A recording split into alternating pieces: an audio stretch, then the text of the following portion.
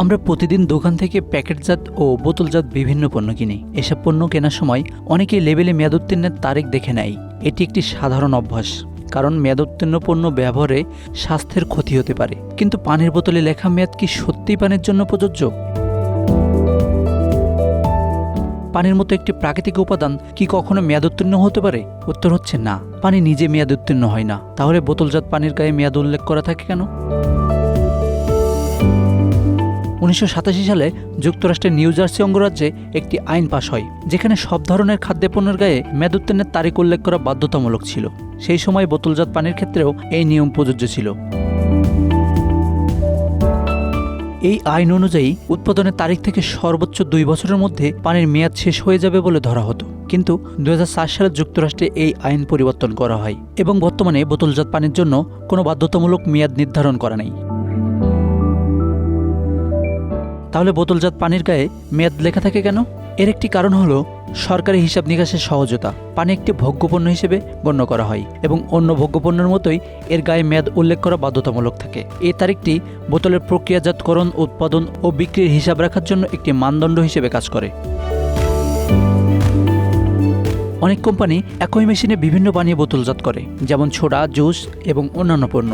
এসব পণ্যের মেয়াদ থাকে সীমিত, তাই একই মেশিনে বোতলজাত পানি তৈরি করতে গেলে মেয়াদ উত্তীর্ণের তারিখ উল্লেখ করা সহজ হয় এবং অর্থনৈতিকভাবে কার্যকর হয়। লাইফ সায়েন্স নামে একটি বিজ্ঞানভিত্তিক ওয়েবসাইট জানায়, যদিও পানি নিজে নষ্ট হয় না, তবে যেই বোতলে পানি সংরক্ষণ করা হয় সেটি নষ্ট হতে পারে। প্লাস্টিকের বোতল সময়ের সাথে অ্যান্টিমনি ও বিসফেনল এ নামক একটি ক্ষতিকর রাসায়নিক নির্গত করতে পারে। এই রাসায়নিকগুলো পানিতে মিশে গেলে পানির স্বাদ ও মানের পরিবর্তন ঘটে। এতে পানির স্বাদ খারাপ হলেও তা পানির অনুপযুক্ত হয়ে পড়ে না, তবে দীর্ঘমেয়াদে স্বাস্থ্যের জন্য ক্ষতিকর হতে পারে। পানি সংরক্ষণের স্থান ও পদ্ধতির উপরও এর মান নির্ভর করে। যুক্তরাষ্ট্রের ফুড অ্যান্ড ড্রাগ অ্যাডমিনিস্ট্রেশন জানায়, বোতলজাত পানি সঠিকভাবে সংরক্ষণ করা হলে, যেমন ছিপি খোলানো হয় এবং ঠান্ডা স্থানে রাখা হয়, তাহলে দীর্ঘদিন পর্যন্ত ব্যবহার করা যেতে পারে। তবে সরাসরি সূর্যের আলো ও তাপমাত্রা বেশি হলে বোতল থেকে পানিতে ক্ষতিকর উপাদান মিশতে পারে। তাই বোতলজাত পানি ভালো রাখতে হলে সূর্যের আলো থেকে দূরে ঠান্ডা স্থানে সংরক্ষণের পরামর্শ দেওয়া হয়।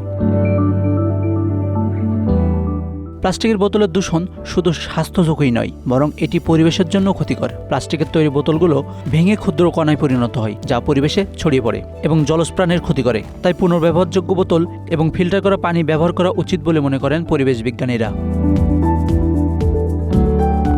তাহলে বোতলজাত পানির গায়ে যে মেয়াদ লেখা থাকে তা মূলত বোতলের মানের উপর ভিত্তি করে।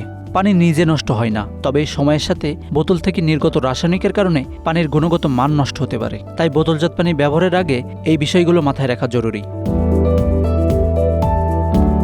Ashanur Rahman Mithu, Bangla affairs, news desk.